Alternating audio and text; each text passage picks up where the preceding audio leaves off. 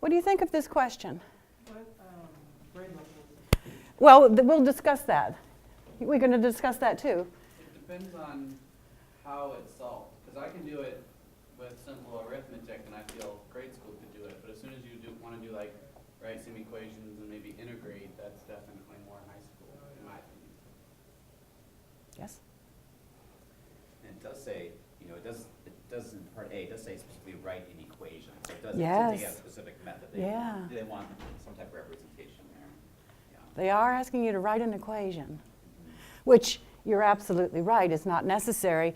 And then part B says based on your equations. Yeah. So they are taking away your understanding of fractions, which turns this problem into a trivial problem. Yeah. I mean, it's trivial if you do it with fractions. And you know, I spend a lot of time in the classroom saying to the kids, you don't need to jump to the last thing you learned. Just because you're in an Algebra 2 class doesn't mean you need to jump to algebra. Geometry might do this for you, arithmetic might do this for you, and this is the easiest way to do this is definitely fractions. If you truly understand the problem, you don't even have to write anything down. It's easy. I guess I have a couple of comments. Number one, it gives the impression that there's a single event where Brent and this Olympic guy are running against each other, and then it talks about average times. I mean, I think that's a problem.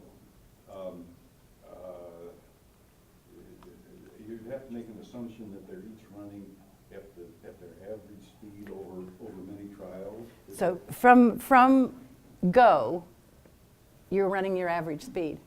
Yes. But that's not explicitly stated. Well, it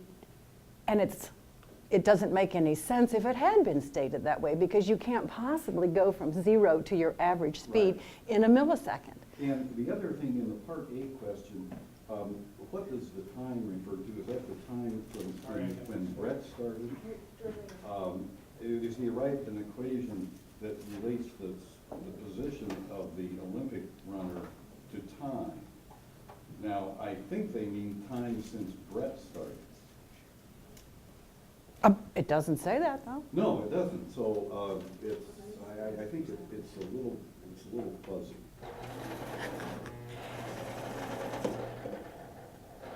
I'm being positive. I decided I was going to do this whole talk being very positive. But what's so funny is, when I went through all of these questions, whenever I look at a question, whether I have written the question for my students or I'm looking at a question that was written by someone else for my students, I take the question as a student. I look at it as I'm a student. I'm not a teacher, I'm the student. And so both of you are students I've had in the past, because you looked at it and you said, I don't even need algebra for this, I can do this with fractions. And there are certain kids who just, they will go to algebra if they need to, but they think it is very often an unnecessary confusion of the issue. And you're right. This is an easy fraction problem. This could be done with a 4th grader using what they're teaching in the Common Core as a tape. They would make out the 2 and they would look, this is where we are at 10 seconds, this is where we are at 20 seconds, this is where we are at 30 seconds, and they would be able to tell you who won just using a visual chart. And then, Joe, you're the one that analyzes this question down to the hill. I don't even know when this race starts. Does it start when the high schooler takes off, or does it start when the Olympian takes off? And if kids are not necessarily native English speakers, it says to make the race more interesting, the Olympian will not start the race until Brett reaches the 20-meter mark. So they're thinking, I mean, it would be quite possible that this student could think the race doesn't start until the Olympian starts, because it says so in the problem. The race starts when the Olympian starts it at 20 meters. Now, all of this conversation that we're having makes absolutely no difference to the final answer. We're all going to get the same answer in the end. So who wins the race? And by how much? Has anybody gotten that far yet? Yes? Without pencil and paper, I'm pretty sure it's Brett by 0.4 seconds. Brett by 0.4 seconds. Interesting.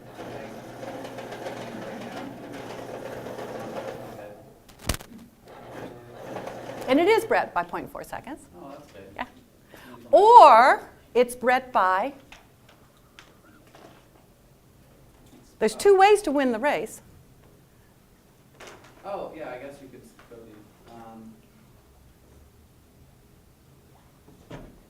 the, How far would he go in 0.4 seconds? oh, right, seconds, something like 8.3 meters a second.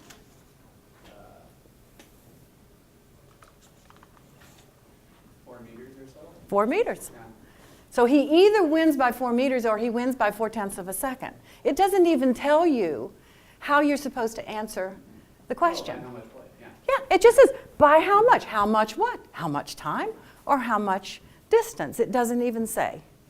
So would I use a problem like this in my 8th grade classroom? It's an 8th grade question. Would I use a question like this in my 8th grade classroom? Absolutely. Would I use a question like this in my 4th grade classroom? Absolutely, because it's a really interesting ratio and fraction kind of test. But what got me upset was that PARCC assumes that this question can be answered by a machine. Now, they've had to back away from that because it was clear, graded by a machine. It can be graded by a machine because, no. And they assume that they know what students are going to put in for these answers so that if a machine finds certain characters, it is going to be able to grade this. But I have here, let me see if I can do this. I myself sat down and These aren't things you put into the PARCC interface, right? These are things you. I want to go to my last, Yeah. I want to go to my Watch last this slide. video about this test. Whoops, sorry, I went too fast. I sat down myself and I put myself into all my students, like I said, and how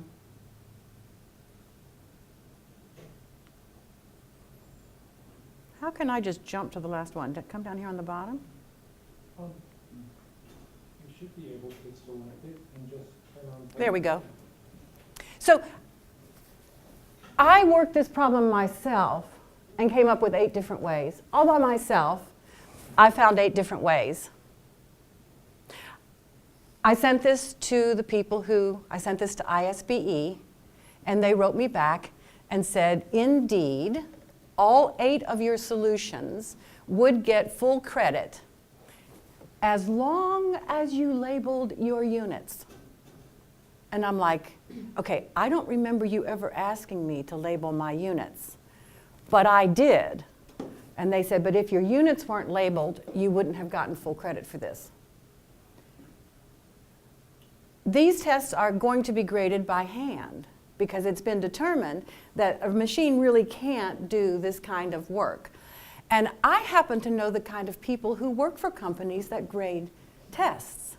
And there is no way that you are going to have a person grading this particular item who is going to understand what all 8 of these different sets of equations mean and be able to determine whether or not you have done it correctly and whether or not they're going to lead to the correct answer.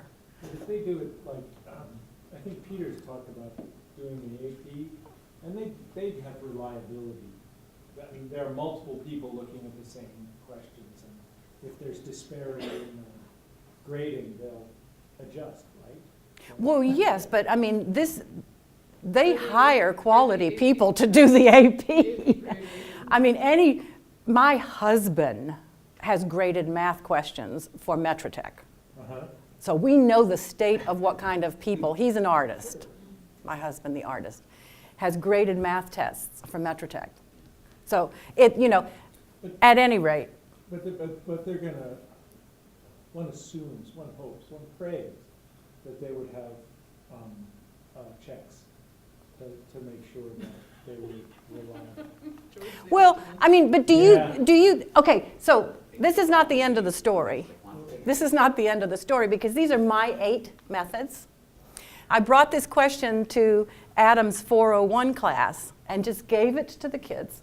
And they did it in groups, and everybody at the table worked it by themselves, and then they talked to the other people at the table, and it was amazing that at a table of 4 people, there would have been 3 different sets of equations and so forth and so on. I took their work back, and I got an additional 16 ways, different equations. Wow. And every single one of them came to the same conclusion about what the answer to the problem is. So clearly, what's important here is not the answer to the problem, but how you got there, which is what needs to be assessed. And a machine certainly can't do it, and I'm not even sure that humans, other than the teacher who is actually teaching these students and can understand what they're saying, would be able to assess this item. But I love the item. Well, and I'm gonna, I don't know how I feel about PARCC, but I'm gonna take exception to what you just said. I don't think that that's actually the case.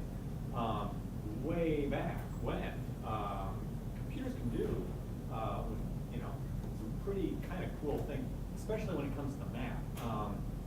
I believe that it probably could grade those 8 different equations and come up with the same thing, because it can take that and do some basic math itself and figure out, oh yeah, this is actually equivalent to whatever.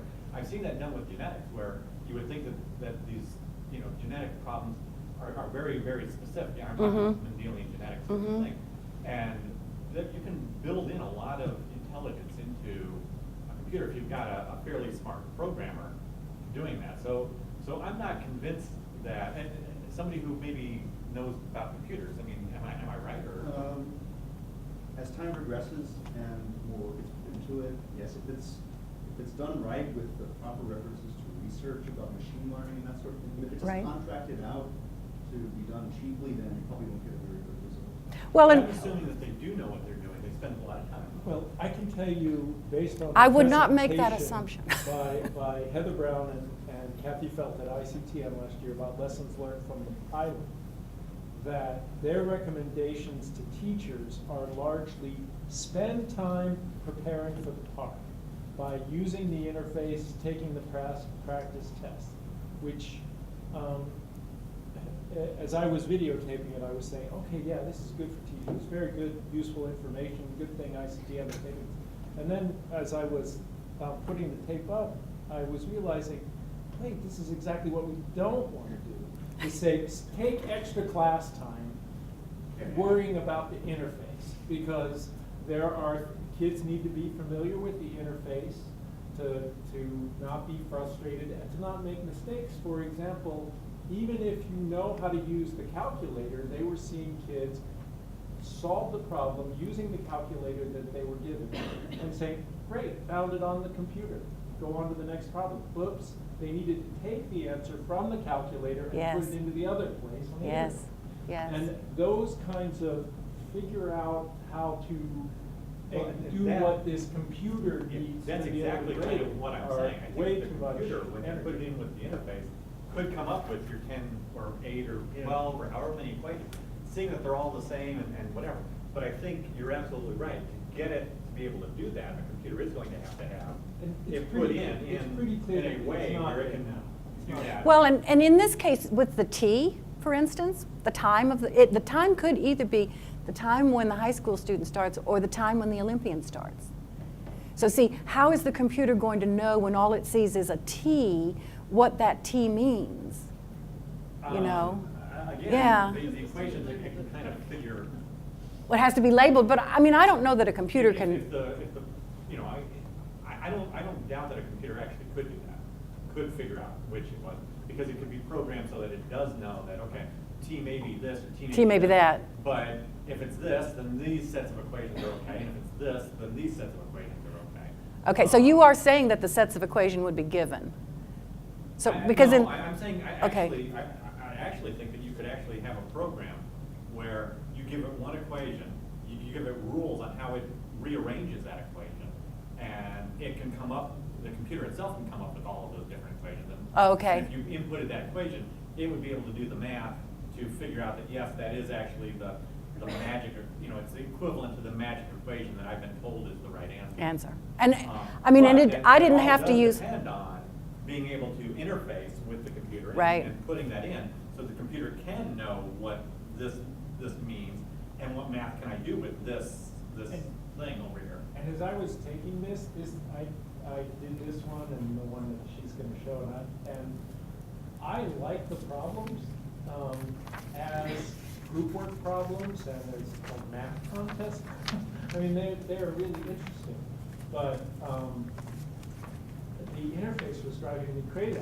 And because I didn't know it, it would do things like this. Like I thought maybe I could use the interface for typing out some scratch thoughts, right? It's expected me to do everything on the computer, not with paper. So Yeah, I would yeah. type in like a D. Okay, fine, there. And then I would put in an equal sign. But as soon as the equal sign went in there, it says, oh, you're writing an equation, and it drops a couple boxes there, and I'm in one. And so I'm like disoriented, because I just thought I was typing. And that may be different now, but that was how I was. Let me I start was this whole getting thing, very because frustrated all with of this word is going to process. come Just up. with the word Yeah, process. Yeah. And I see that with, why it would Like, make what? one. That's not what I'm trying to do. And well, let me start. So you've done a PARCC question, okay? And we've seen that there are some issues with the PARCC questions.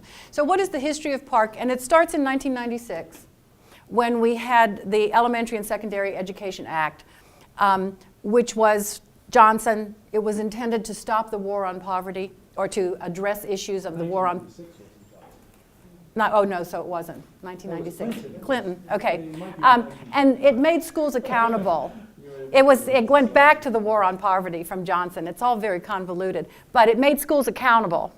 So in 2003, when they went to re-up the Elementary Secondary Education Act, and it became known as No Child Left Behind, they inserted this thing called annual yearly progress, which means that there had to be state testing. Every state had to produce a test.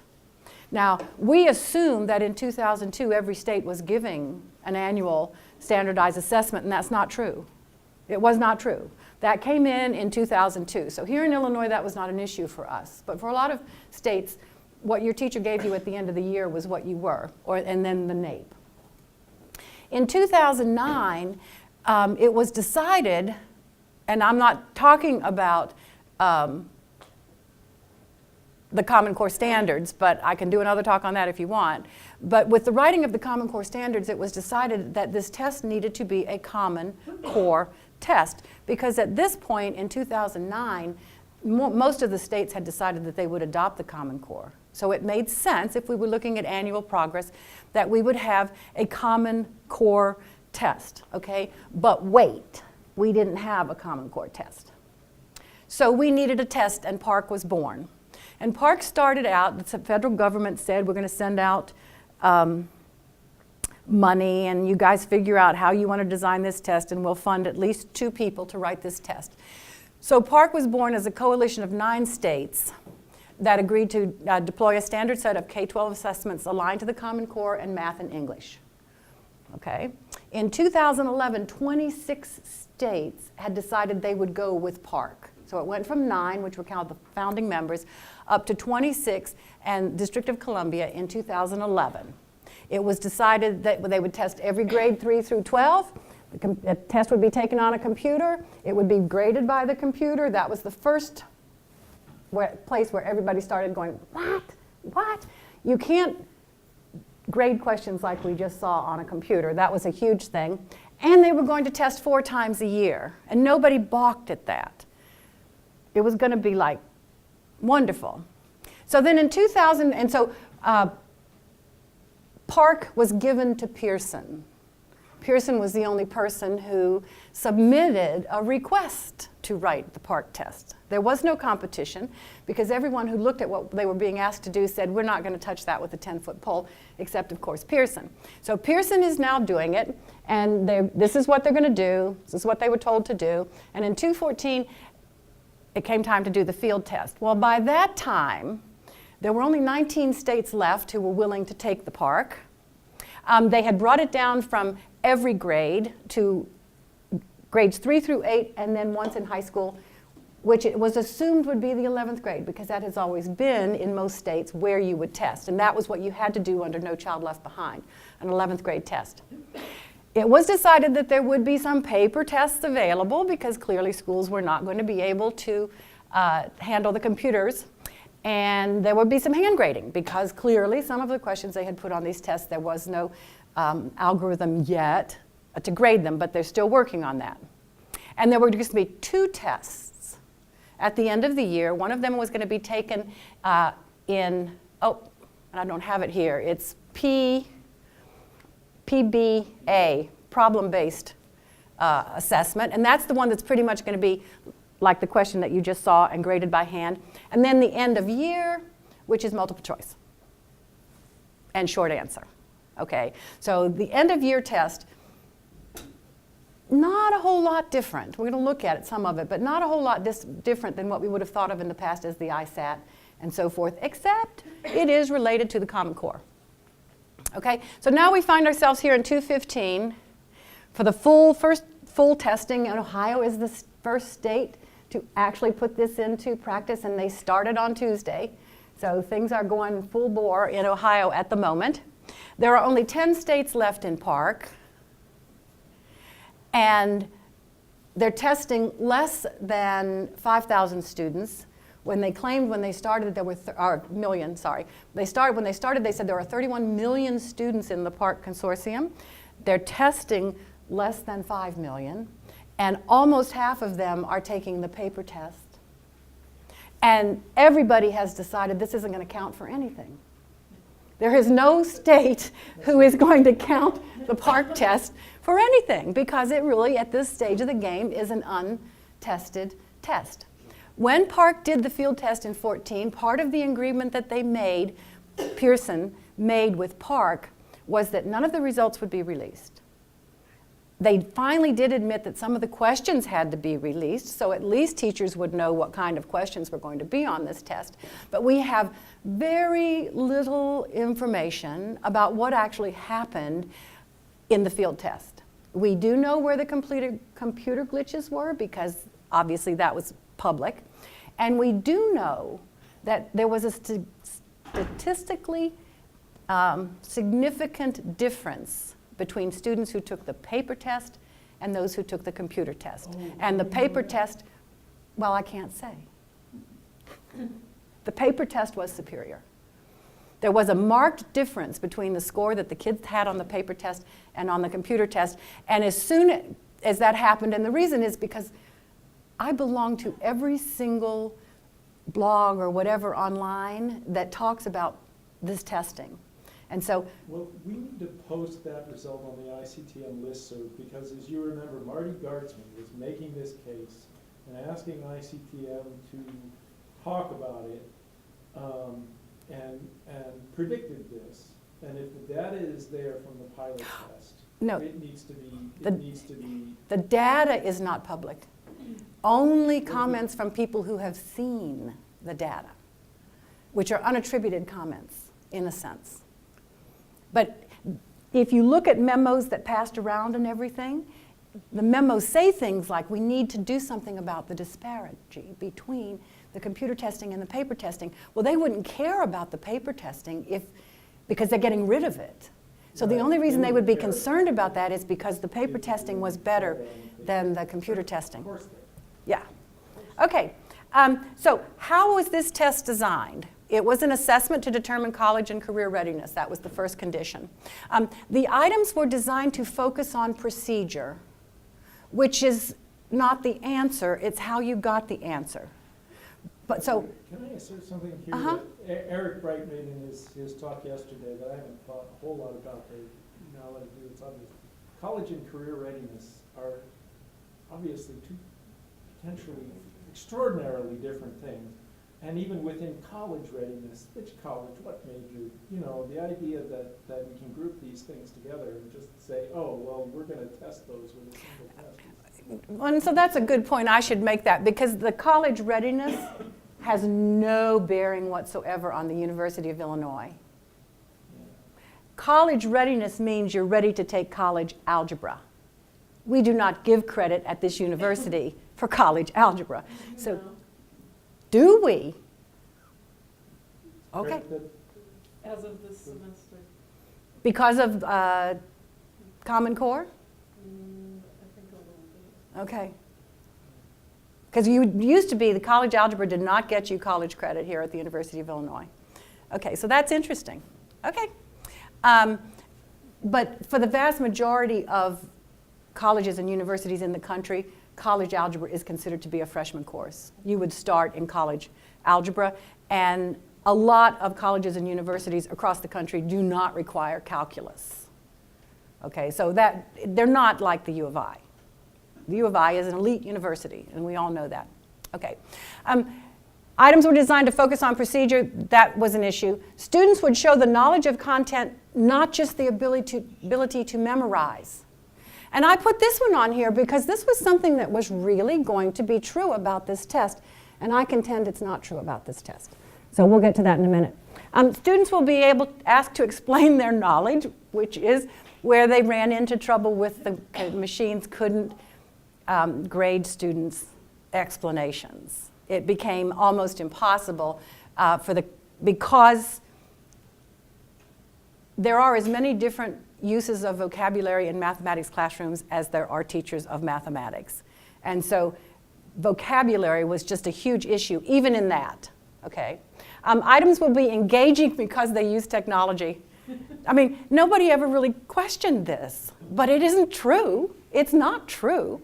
Okay, so there are some questions that are absolutely nothing but fill in the blank or multiple choice, and yet the kids have to do all sorts of gyrations using technology when they could have answered the question just yes or no or. Does somebody actually in PARCC rhetoric actually say that? Which one? Will be engaging because they use technology? It was a much longer sentence, but yes. The students will be engaged because of technology. We were going to do away with kids who don't take the test seriously because kids were going to be engaged with this test because it used technology. Yes, it's in one of their documents, yeah. Each grade level will include items assessing knowledge from the previous year and the subsequent year. And that was something because they were saying, well, how are you going to judge where a student is if you don't judge that they have they have something that they're supposed to have from the past and something that they're supposed to have they could possibly answer a question from the future, and that was also part of what's referred to as the progressions. Okay, that there is a progression in the Common Core, and so you should be able to do this. And so they said they would do that. I haven't really seen any indication of that in all the work I've done with the PARCC, that they are actually doing that. Eventually, all items will be computer scored, which was something that they said at the beginning. They have stepped back from it, but as far as I can tell, they still mean that. They are planning to make this test 100% computer scored. Is that for, is that for the math and the language arts, or just the math? I think they already think they've got it down for the language arts. Oh, really? Okay. Now, there will be a lot of people who disagree with that, but they have been grading essays on computer for 5 or 6 years now. So I think all of this is going to be graded. You know, even the kids who are doing paper tests right now, because they're not typing, they're actually writing, but that's going to go away. You're not going to be allowed to write next year. Everybody's going to have to type all of their answers on the English language arts. And then the data from the assessment will be useful for assessing students and teachers, which is like the biggest, why would you think that in the world? Okay. But they aren't going to release the items, right? When? They aren't going to release the items. They have agreed to release 20% of items each year, but they didn't want to do that for the field test because they didn't have time to write a whole nother set of items. So they took the ones that passed the field test and used them. Okay.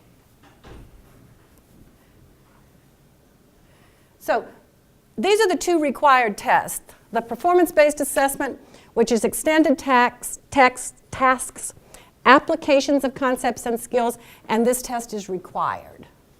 And then the end-of-year assessment, which was innovative computer-based items, which I still think is so funny. And it is also required. So, Okay. There are 2 other ones over here that if your district has enough money, you can give them so that your kids actually have practice with the test and know what they're doing. So these 2 tests over here require money, but will probably produce better results on the last 2 so that your kids aren't just getting in front of the machine on the very first day. PBA is happening about right now in a lot of schools, and the EOI is more towards May. So it's right. The PBA is kind of a 2/3 of the way through the school year, or somewhere around now. Well, and then yes. EOI then, so it comes in 2 phases. Kenwood And is there's English testing next week. Next week. Right. So Ohio started on Tuesday, and they were the first state, you know. And so I'm not sure. I meant to go back on and see if I could find out what's going on in Chicago Public Schools, but I didn't get on today. So, I mean, the superintendent said she wasn't going to do it, and then they said, well, you know, we're going to chop you off at the knee if you don't. And so she kind of backtracked, but I'm not sure what's going on. They don't have any machines. So this is what the scoring levels look like. Every question, the student's understanding can be graded from distinguished command of the material, strong command, moderate command, partial command, and then a score of 1 basically means limited command. You answered the question, but it was wrong. You know, but you answered the question. And then level 0, there is no level 0. Okay, I guess if you skipped the question, you would get a level 0.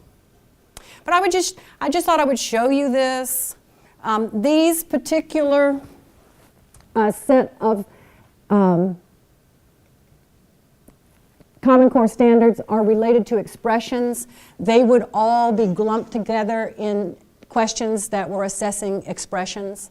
So you wouldn't know particularly which one of those standards you were looking at, but it would be lumped under expressions. And this would be in the algebra, I don't know, expressions would be in the 8th grade math test. No, it says A, so it has to be algebra. This is an algebra 1 test because the standard starts with an A. Okay, so these are the states that went into the field test, that said they would do the field test. Since this was last year, Arizona, Louisiana, New York, and Tennessee have dropped out. So those states are no longer in there. And this spring, only 10 states are giving the test, less than 5 million students, and less than 15% of what they had anticipated. And the reason that that's important is because they based profitability on the fact that they were going to test a minimum of 5 million students, and they thought they were going to be testing 30 million students. And so the price that they put out, which was $23 a student, they are not going to make money this year. They are going to lose money big time this year, and even the $187 million they got from the federal government to design the test is gone. So Pearson financially is in a lot of trouble. What's happened to their stock?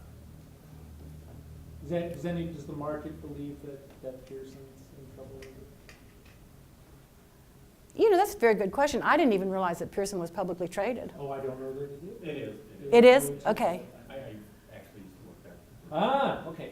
What's happened? Do you know what's happened to them? I can Is tell you their that expectation? I worked for a company that got bought out and then got bought out again and ended up being part of Pearson. Uh-huh. And for retirement, I stuck in some money. I bought the stock, you know, through whatever. I have like 5 shares left. And I thought I sold it all, but apparently dividends happened in between when I thought I sold it and whatever, and I was reinvested. So I have the reinvested part as like 5 shares. And I'm pretty sure that it has not really changed. When I got it, it was like $13 or $15 a share. Oh, I thought you were looking at it. I am trying to find it. And so it was $13 to $15 a share. 21. Is it 21? Wow. So 13 to 15 was way back in 19, oh gosh, maybe 99. And so, oh, there you go. Well, and you know, the American market is not, I do not believe the American market is the largest market for Pearson. It is definitely an international corporation. I learned just the other day that they own the GED. Yes, and they do yes, yeah. And the work keys, they owned the work keys at one point. Okay. Yeah. Yeah, there was a drop in 2013, but it's Coming back. it's almost at its highest point over the past 5 years as of today. You look at the graph, it's So people aren't like selling Pearson because of Yeah, no, the stock because is the park doing pretty is, good. yeah, because Mississippi just bowed out of the park.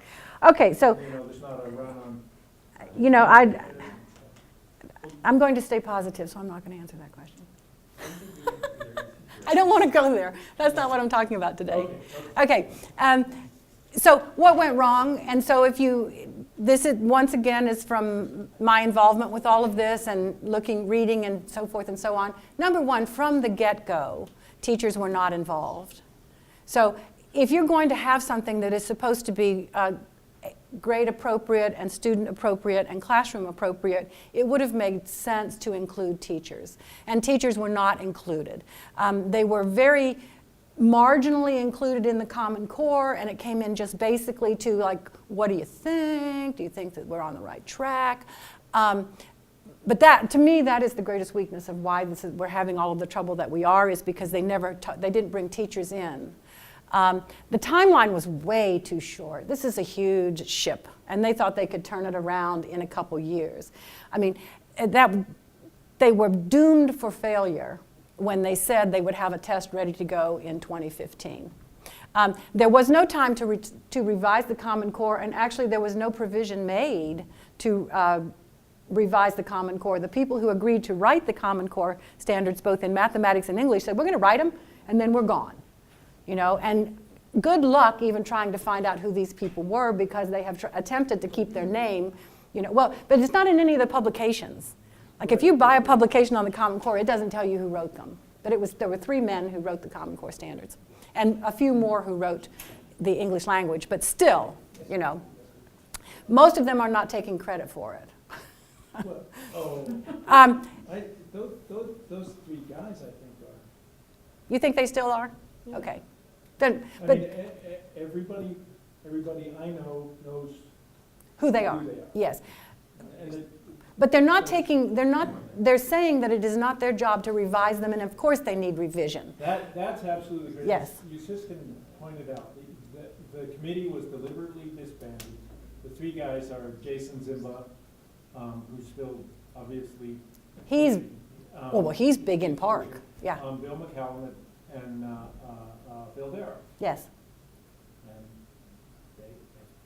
they've been talking and continue to talk about the Common Core and the need for standards, but it's done. It's done. For them, it's done. You're right. Yeah. They've turned them over.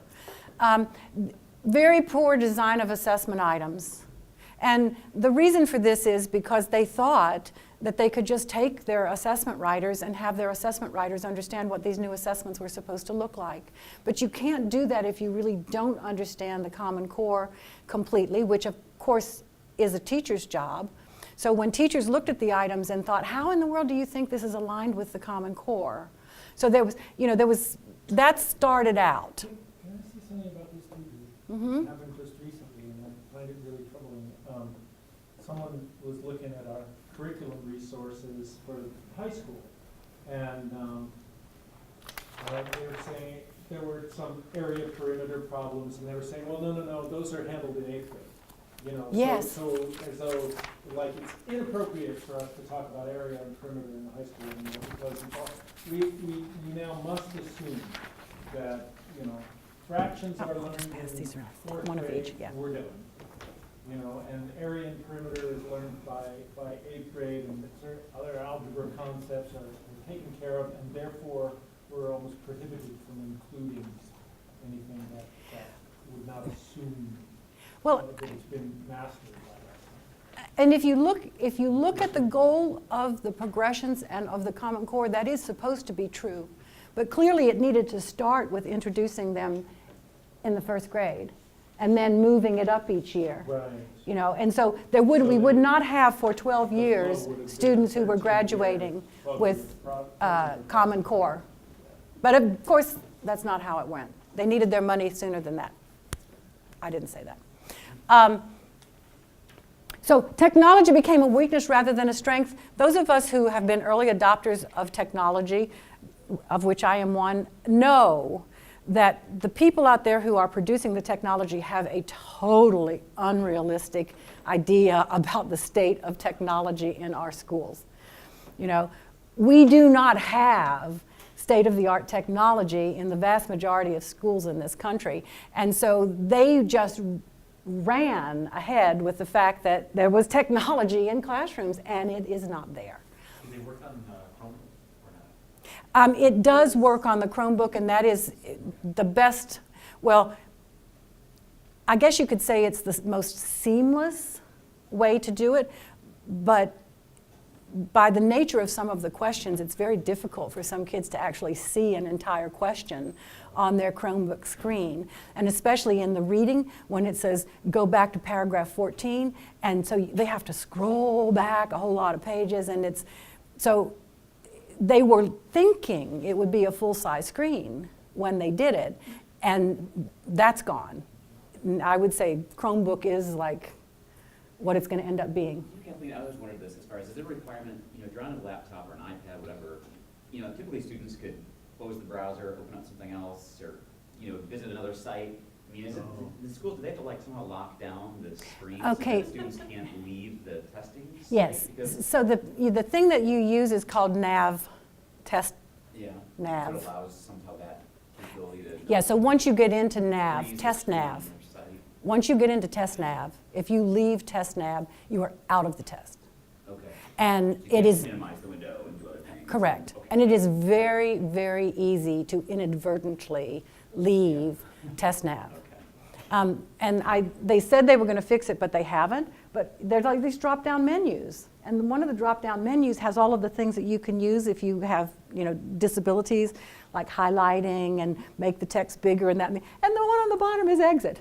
You know, so if the kid is just running up and down, before they know what they've done, they're out of the test. And it's like third graders, we're talking third graders. Anyway, so the technology became a weakness rather than a strength, and that's still not fixed. There was very little support material for teachers because clearly the Common Core were brand new standards. There weren't any textbooks. The textbook companies rushed to put out these textbooks. They just stamped Common Core on the cover and tried to sell them, but nobody bought it. So a large percentage of students in this country right now are being taught their mathematics on a daily, let's develop materials basis because there is nothing out there that supports the Common Core standards in a, you know, other than a teacher who's willing to go and find stuff and use it. Lack of computer power, so that was, of course, they thought everyone had high-speed internet and wireless connection, and no. And prior computer usage by students, which was the whole situation up in Chicago Public Schools, because the superintendent of the Chicago Public Schools, you know, a brave woman, said, you're punishing my students for being poor. This test punishes my students for being poor. They do not have machines at home. They only get to use the machines in school for like a half an hour, twice a week. You know, there's no way that giving my children this test is fair. And Chicago claims that they are ready for every student in Chicago to take the test on a computer because they have Chromebooks in every building. They can put the kids one-on-one with a Chromebook. But her comment was, this is punishing my students for being poor. So she said we're only going to test 10% of Chicago students. Okay, and 50% of students in Illinois will take the paper test. So you leave Chicago, you know, many of the rural districts around us, their students are going to be taking the paper test because they do not have the capability. I believe Rantoul High School is taking the paper test because they just do not trust their computer system to be able to deal with what has to go on. There was no money given to anybody to buy the technology or to pay for this testing. I mean, $23 a student is 200 times, yeah, 200, twice what they used to pay for kids. And then, of course, politics took over. And so when politics took over, it was a question of, this is the federal government trying to take the right of education away from the states. And it is preserved in the Constitution that education is preserved as a right of the states. It does say that in the Constitution. So, yes, yes. You know there are rights that are reserved to the states? No, it doesn't say that. Which that are not, okay. Yeah. Exclusion, because it's not. Yes. Yes. So education has always been the purview of the state. And the Supreme Court has agreed with that. Every time it's come before the Supreme Court has upheld that education is one of the rights reserved for the states. So that's where the politics is. And I'm not going to talk about the politics, but it's causing problems. And then we talked about Chicago, and then the suburbs, because the suburbs are also saying, why should we give up 45 days of testing every year? Our kids are brilliant. Every time we give them a test, they do well on it. Why do we have to keep doing this? We would rather have those 45 days to teach our kids rather than to prove to you, that they're good. Okay. So here's an item. What grade do you think it is? Fourth? I hear a fourth.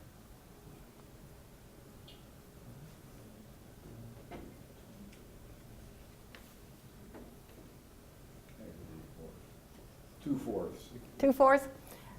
Okay, any comments on this item? I took this item as my students, right? There would be hands up all over the room, and the kids would want me to explain a couple things to them about this question. Is this assuming they're awake for 24 hours? I don't Yes, it does. And they're like, what do you mean? You got to stay up at night and watch the puppy? What are you saying here? Is this when we're awake, or what about when we're at school? Well, what if they're thinking about, I get up at 8 a.m. and I go to bed at 7 p.m.? Maybe that's their day. Well, but it is 24 hours. The answer to this question is based on the fact that this puppy is being watched 24 hours. What is it, 4.86 hours for each brother or something like that? I don't know. It's crazy. But I'm sorry, my students, and I'm like, I'm sorry, I can't answer that. I'm sorry, I can't answer that. And they're like, well, how am I supposed to do this question? I don't even know. And you're not allowed to tell them. It means you're watching the puppy 24 hours a day. But how many, because I could just hear it in a room of fifth graders, and they're like, fifth grade, right? Yeah, they're like, and the reason it's fifth grade is because they have to change between minutes and hours, and so they're learning decimal systems in a sense, or what is a unit? Is the unit an hour? Is the unit a minute? Or is yeah. Anyway. When you're using only hours, do you turn that into a decimal, or do you have to round to a certain number of hours? In the fifth grade, you would turn it into a decimal. Yeah. They wouldn't use, they would do it as a decimal. I know it's crazy, but. How many decimals? And is it a decimal or is it a fraction? Well, it comes out, it would be. Right. I mean, you can put in a fraction, right? Or not, I'm wondering.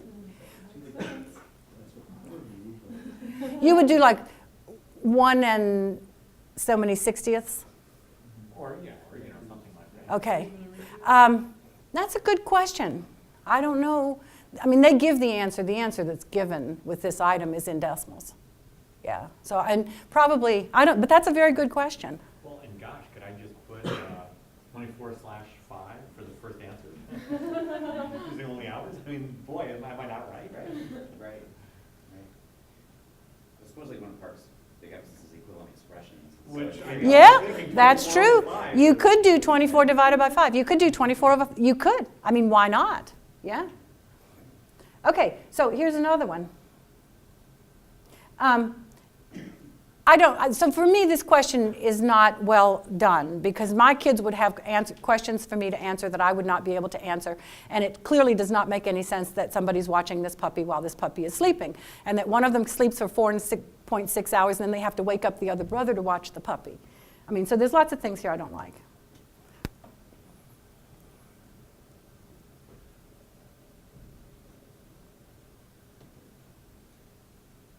So this is actually what the kids see on the screen.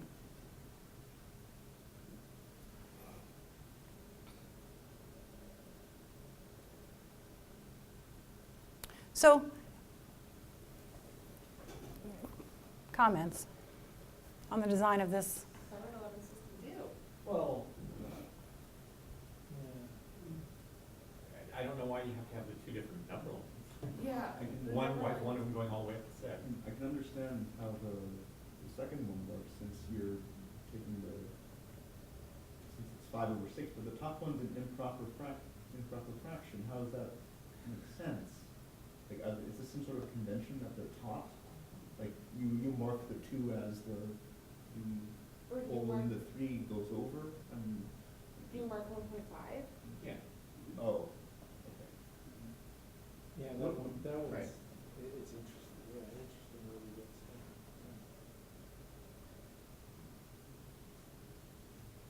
So you're assuming it's 3 halves of the line.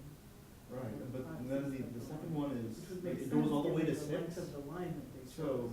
I think 5/6 they're- would be below 1. I mean, that, Yeah. why is the line so long? Because they want to give a chance for the students to To put 5. be wrong. To make a mistake, yeah, The this problem is, with the physics department yeah. here is multiple choice 5 questions. One is the right answer, the 4 other ones are if you messed up a certain part, and those are the correct answers for that. No partial credit given, you're a failure. But that's in a multiple choice where you're not given prompts. Yeah, that exactly. encourage that. Exactly.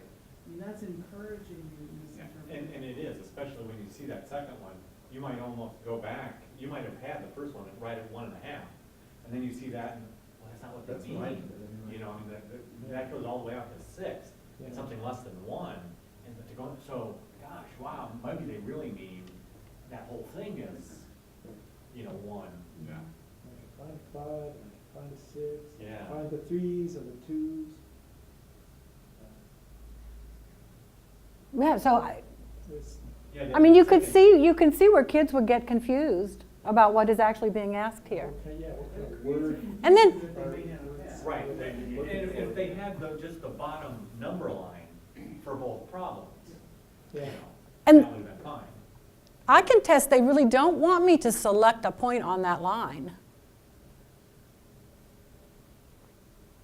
I don't see any points on that line. I think this was, I remember this problem was a preliminary one that it doesn't, in the actual interface, I've seen the ones now do have little dots to click on. So, I don't know, the one I've seen ones like this recently that actually have more clear dots kids click on. Okay, because So I maybe mean, they- I just pulled this one off of the online assessment this week. Did you? Yeah. Yeah. But, and they want you, what they want them to do is to place a point at the correct location. And then how much time do they spend counting the dashes to make sure they got Oh it? my gosh, exactly, and there's 12. You're 1 dash off and now you're wrong and, Yeah. yeah. So you're sitting there trying to count dashes on a computer screen, which.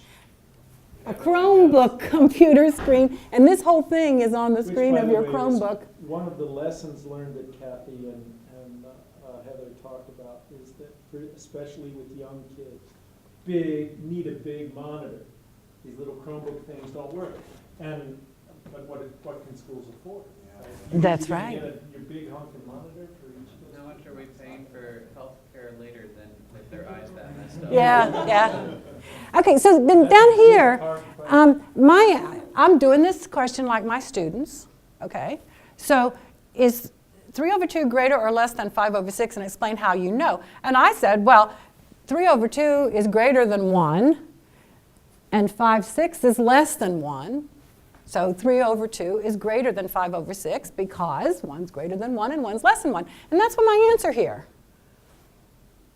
And then down here, it's the same question. I have no idea. Down here is the same question. Explain how you know your fraction is between. Write a fraction that's between, and I'm going to put 1/1. And then down here, I'm going to say C above.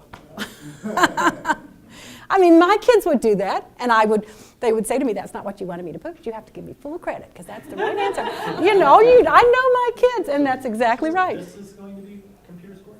Yes, yes. That I think is hard to computer score. I can see the equation,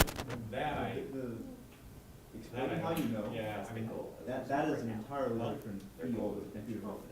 Well, they're looking for certain words. I mean, they're going to do it the same way that they do a essay, and I agree. It was shown that this could not, that the machine was not. Yeah, because that would be hard to score.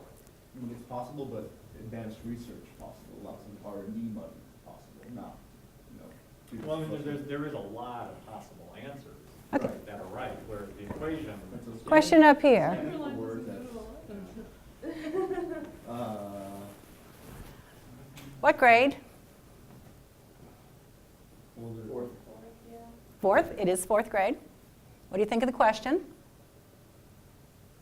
Well, same question if some kids learned it as take 11 divided by 3, and now all of a sudden they're shown this time, you know, if the teacher taught it differently and gave them a big enough number line that they could find the 11 mark and go, this is a third.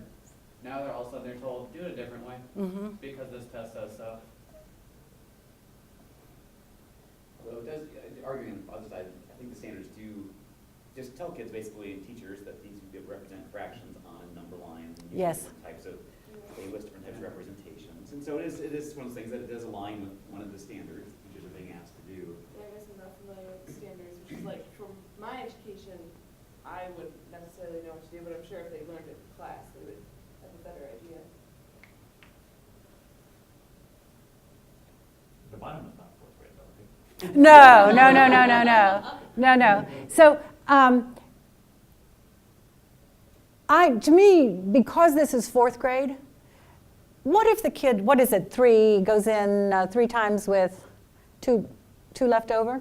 So it's 3 2/3. What if they put it, you know, because it really has to do with where their eye is and whether they're sitting right in front of their screen or they're sitting off to one side or the other.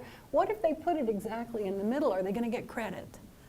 You know, how close is close enough? Putting it, I think they have to give it to them if they put it anywhere between 3 and 4. Quite frankly. I mean, maybe right past 3 or, well, even right next to 4. It's 2/3. That's pretty close to 4. Okay, so this one, I thought this one was interesting. I like the question a lot.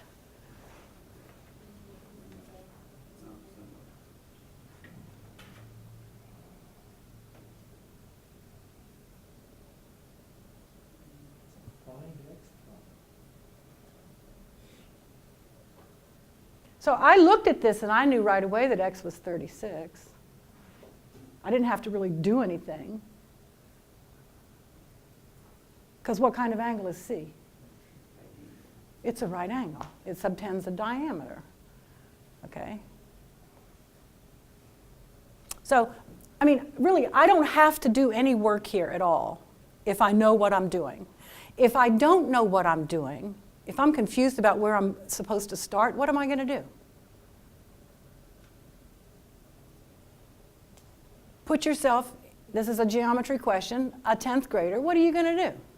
Draw a circle. Well, you're going to pick an answer for X, you're going to pick an answer for part B, and you're going to say, forget it. Well, so something about this, to be honest, I forgot that whatever you just said about the 90 degrees? whatever. Yeah. But not knowing, and I gotta find a value, gosh, it looks like a right angle. And so I bet that there's probably some sort of a thing that says it is a right angle. So because I would know what else to do. That'd be a good guess, a reasonable guess, yeah. And not only that, so instead, what a better question would have been if I know that whatever, what is it, do whatever's what was the principle you guys said? That's An inscribed angle that Okay, so subtends the that was diameter that. is a right I angle. didn't know that that was 90 degrees. But with that question, I'm going to assume that it is 90 degrees. Whereas if you ask me something else where I need to know that it's 90 degrees, I might not have gotten that right. But that points me to it's got to be 90 degrees because what else could it be? Why are there parentheses around the X where it says let angle CBD equal? I don't know. parentheses? I don't know. So So this is 36, this is 36, this is 54. You know, I know what I need to know. And then this question down here is, what do I know about the length of CD? And I know it's less than 10. Okay, because So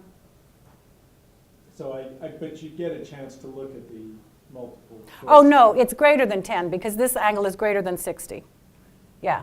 This is less than 60, this is less than 60. 54, 54, this is greater than 60. Therefore, the side opposite the largest angle is the largest side. So CD is larger than 10 because the angle CPD is greater than 60. And that's what goes down here. The length of CD is greater than 10 because angle CPD is greater than 60. And that's a drop-down menu. You know, but if you didn't get there, None of the answers in the drop-down menu are going to make any sense to you. So the kids are going to guess on this question. It's not worth their time and effort. They're 16 years old. They're not going to spend any time. Okay, so now look on the paper that I handed out to you. The question number, what is this question number here? It doesn't have a number. The one with the two tangent circles, that is also a high school geometry question.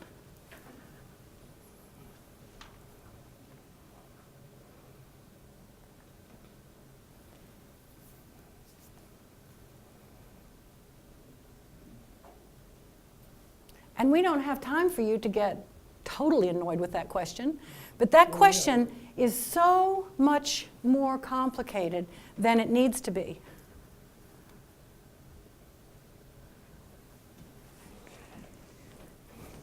So, That's a good point. Why do they teach geometry in high school if it only applies to the select few that might need it? I never got the point of memorizing Raise the same 120 question with groups. biology or Well, I different types understand of that. Shakespearean literature. Or, I mean, you can raise that question for anything. Because I'm just hoping it's for like problem solving, because when you're doing like proofs and stuff. Oh, see, I just never thought memorization was used. No, well, I mean, our geometry education was completely based on like, here's the geometric figure, prove why this is this, and you have to go through and like reason through why certain things fit. Right. Yeah, so That was the point of our geometry. so the Euclidean method of doing proofs in geometry is no longer, it's now transformational geometry. Geometry is now transformational. So proof that two things are congruent are because you can move them using an isometry. You can move one shape to the other, and therefore they will be congruent. That's how you prove congruence now.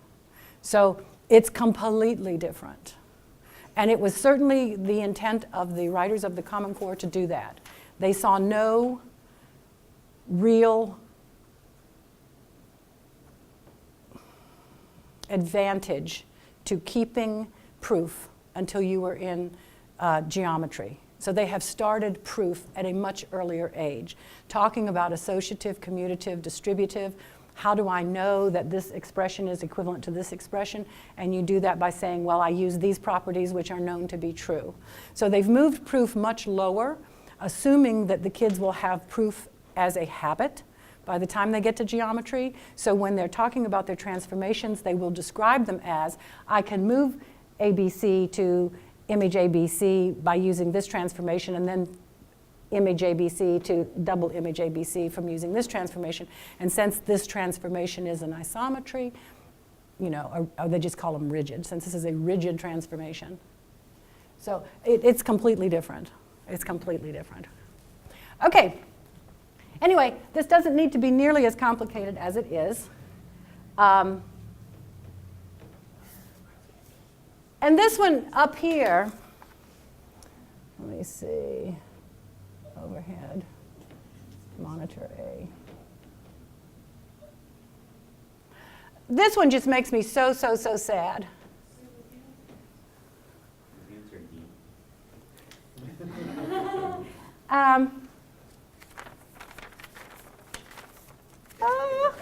What is D? Root 72. You know, I have it here somewhere. Check with me later and I'll tell you. I haven't done that one in so long. How did you do it, Adam? Ended up using similar triangles and some variables and proportions. Probably different for this one, probably because of different relationships used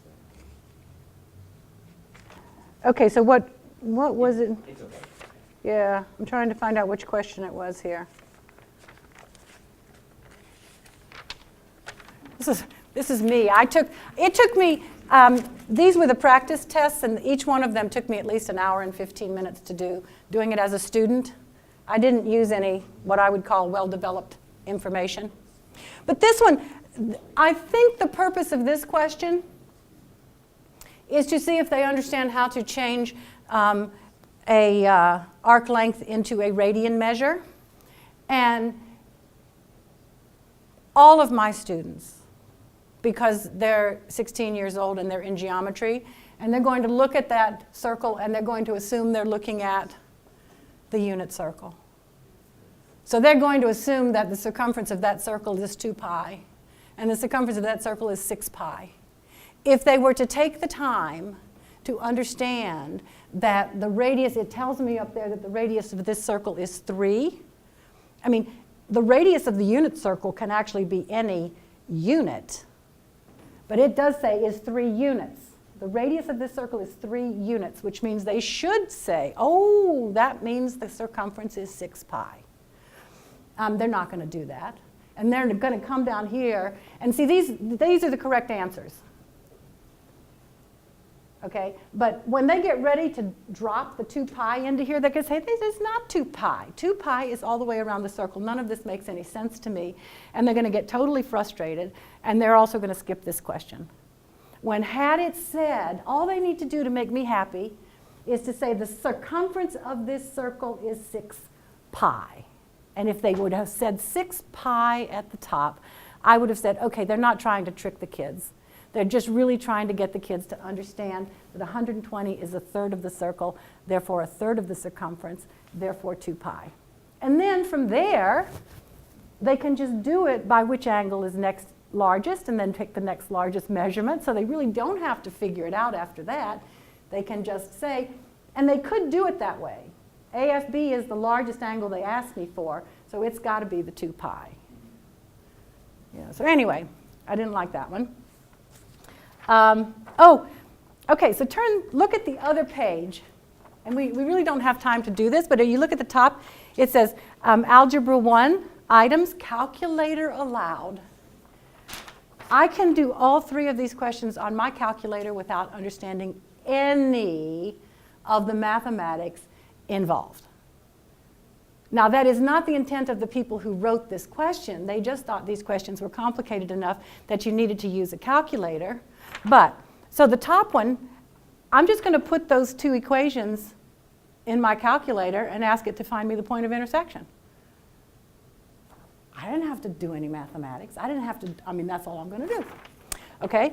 And there is only one. But you can only use the calculator. No, you may use a TI-84. This year, Yeah, yeah. Because the paper people can. So the paper people get to use their Of 84, course. and computers should get to use their 84 as well. Especially because the paper people did better, right? Yes, the paper people did do better, much better. This will help the calculator people, or the computer people to do better this year. But originally, no, they weren't, but just, I think for just having fairness.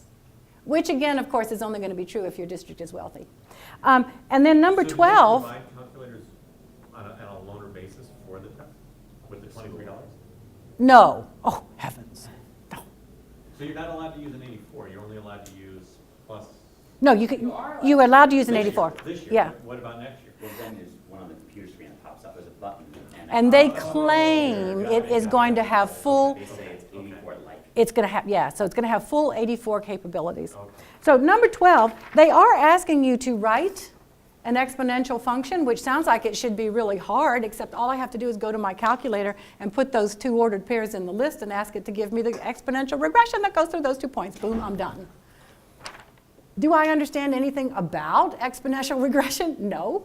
You told me everything I needed to do. Okay?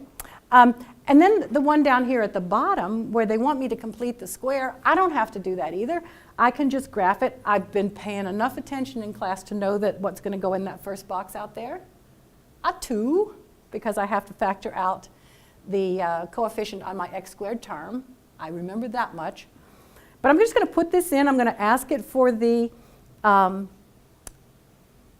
vertex, so I know what to plug into the 2 other squares. Okay, and then it wants to know, well, what's the minimum value? So I'm just going to go into my calculator and I'm going to ask it to calculate the minimum value and tell me. I really didn't understand what I did. Okay, so these are 3 questions on the Algebra 1 test that are supposed to be assessing my understanding, and I don't think they know the capability of a calculator. That's my feeling about this. Do you agree? How much time are they getting? 90 minutes and more if you need it. What do you mean more if you need? One of the agreements that was made was that these tests would not be timed. So and then that meant that they had to allow a reasonable amount of time for at least 90% of the class to finish the test. And so that came out to be about 90 minutes. And then if you are not finished, the other students will be released. And that's another thing, because some of them are going to do this in 40 minutes, and then they're going to sit there for 50 minutes. What are they going to do? I mean, it's going to be crazy. Maybe some schools will allow those kids to leave the room when they finish. That would be merciful. Yeah, that's what I'm thinking. My school, you would have had to sit there. But if you don't finish, you get time to finish. Yeah. So, what was the other question? Was there one more question here? Oh, I'm sorry. I just, I don't like physics. And when I looked at this, I'm like, oh my God, I'm going to have to think about this. And this angle right here, I think, at some point, this angle is above this, and they didn't tell me this was the horizontal, but I think I'm supposed to know that. Is that right? What am I saying? I mean, am I looking at an angle of depression? What am I looking at there? I hated this question just because I hate physics, and this looks just like physics to me. Now you know the emotions that people often feel around mathematics. Well, yeah. Blood pressure going right up. And, like I said, I took these as my kids, and my kids would have cried over the top one because they thought they understood how to change things into radians, but they just didn't see that little thing that said the radius of this circle is 3 units. When you say cried, you think literally cried? Yes, yes. Oh, really? You do? Oh, yeah. With Oh, New York, yeah. There were stories coming from New York of kids crying and throwing up on the test. I had kids cry during the ACT. Yeah. I mean, they just can't help it. It's such a high stakes thing, and, it's cruel. Yeah.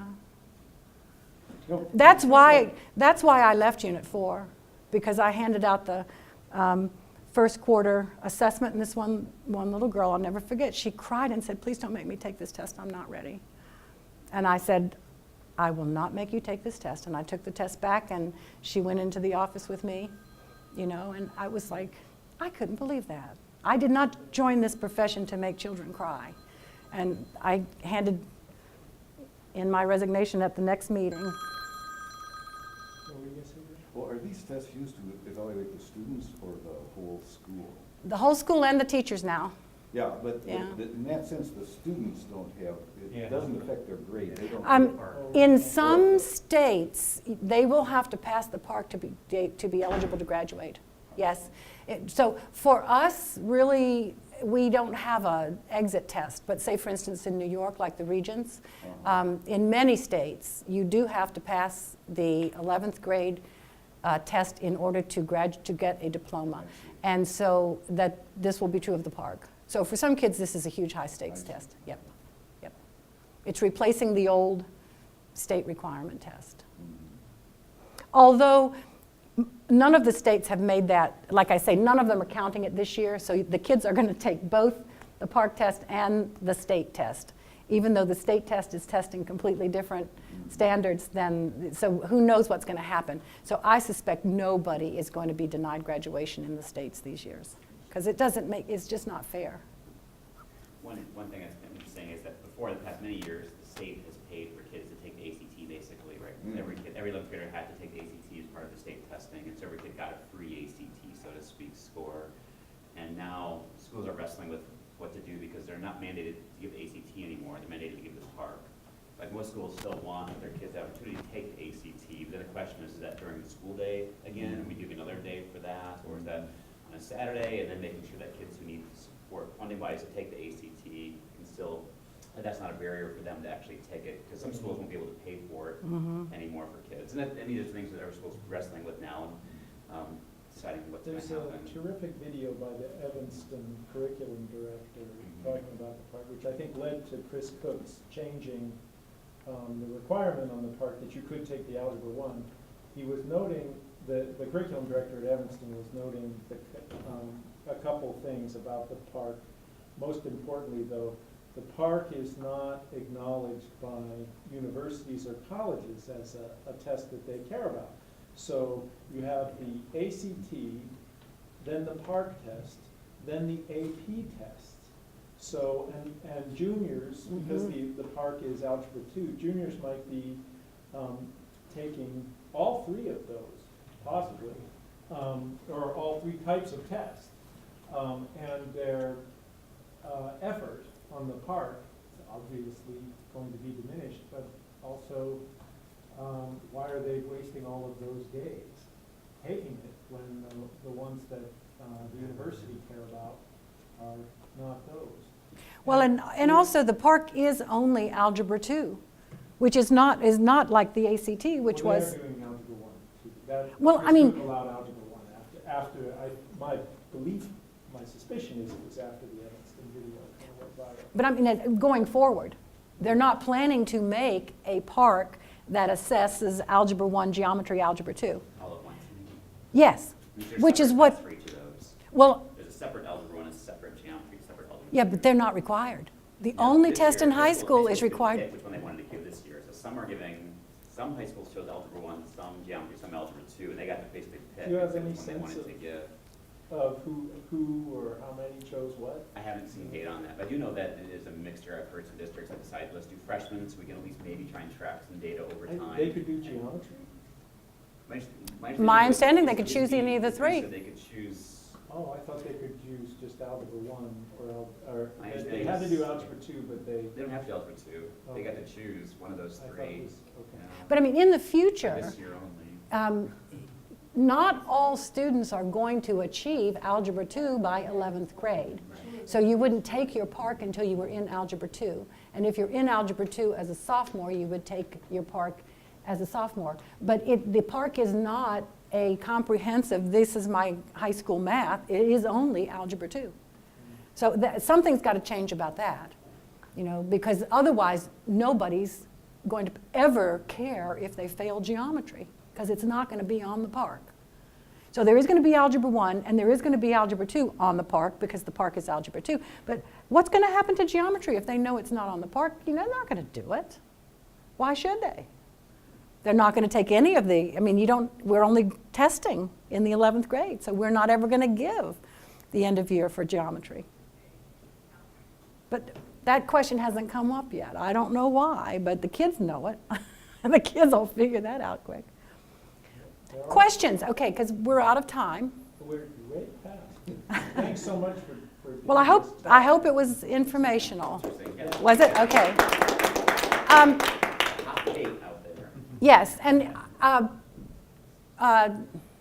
Ken Travers couldn't be here today, but he sent me a petition that's going around where university people from all over the country are writing to the state or to the federal government to say, in the re-upping of the Education Act, we should get rid of this testing. We need to get rid of this testing.